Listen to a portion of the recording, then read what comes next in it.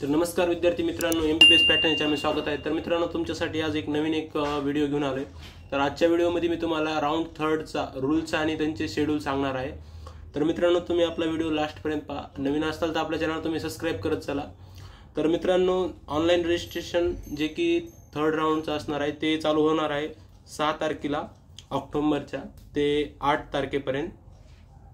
आणि पेमेंट जे तुम्ही रजिस्ट्रेशन करता त्याचं जे पेमेंट करायचे थ्रू ऑनलाइन पेमेंट, तर ते करायचे 6 तारखे ते 8 तारखेपर्यंत करायचे।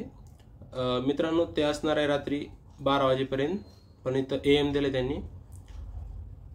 तर मित्रांनो, अपलोडिंग म्हणजे तुमचं जे कलर्ड स्कॅनर्ड कॉपी आहेत ओरिजिनल डॉक्युमेंटच्या, ते पण तुम्हाला 6 ते 8 तारखेच्या दरम्यानच करायचे। लास्ट डेट असणार आहे 8 तारीख त्याची। तर मित्रांनो, publication of G provisional merit list असणार आहे तुमची 3rd राऊंडची फॉर MBBS आणि BDS ची, ती येणार आहे, अपलोड होणार आहे 9 तारखेला ऑक्टोबरच्या। आणि publication of the seat matrix जे कॅप राऊंड 3rd म्हणजे तिसरं कॅप राऊंड 3 चा असणार आहे, ते ज्या 9 तारखेला अपलोड होईल। आणि declaration of the cap round म्हणजे तुमची सिलेक्शन लिस्ट असणार आहे 3rd राऊंडची, ती अपलोड होईल, ती असणार आहे 15 तारखेला।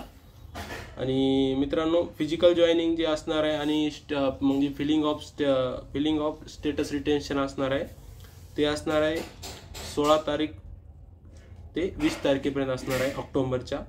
तर ती असणार आहे रात्री 5:30 वाजेपर्यंत दुपारच्या। तर मित्रांनो, तुमचे जे ज्यावेळेस तुम्ही फिजिकल जॉईनिंगला जाणार आहेत त्यावेळेस तुम्हाला ऑल ओरिजिनल डॉक्युमेंट घेऊन जायचे। आणि जी रिक्विसाइट म्हणजे जी गरजेची फीस असणार आहे प्रत्येक कॉलेजच्या, तर ती DDच्या किंवा चेकच्या फॉर्ममध्ये घेऊन जायची आहे। तर मित्रांनो, जे काही 3rd राऊंडचे जे काय म्हणतात बघा, तुम्हाला रूल्स असणार आहेत 3rd राऊंडचे। तर मित्रांनो, जे रूल्स आहेत कोण कोण त्याच्यामध्ये एलिजिबल असणार आहे तुम्ही म्हणजे पाहून घ्या आणि पूर्ण हे वाचा, ज्याच्याकडून म्हणजे तुम्ही रीड करा, त्यामध्ये तुम्हाला कळताना तुम्ही एलिजिबल आहेत का नाही, हे खूप महत्त्वाचे 3rd राऊंडसाठी।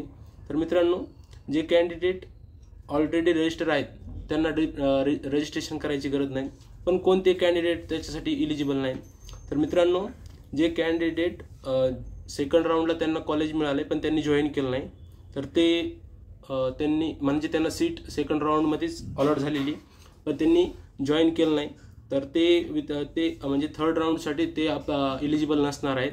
तर त्यांच्यासाठी त्यांनी परत रजिस्ट्रेशन करून ऑनलाईन पेमेंट करून डबल रजिस्ट्रेशन करायचं आहे परत।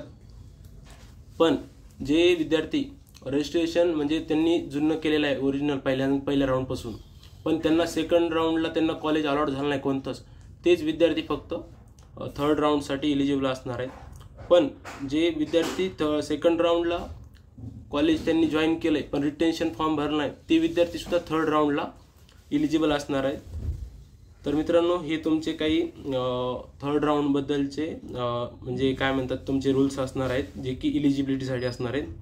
पण मित्रांनो, काही विद्यार्थ्यांना ऑल इंडिया कोट्यातल्या 3rd राऊंडला सीट मिळाली आहे, पण ते विद्यार्थी कॅप राऊंड स्टेटच्या जो कॅप राऊंड असणार आहे 3rd म्हणजे तिसरा, त्यासाठी एलिजिबल नसणार आहेत। आणि मित्रांनो,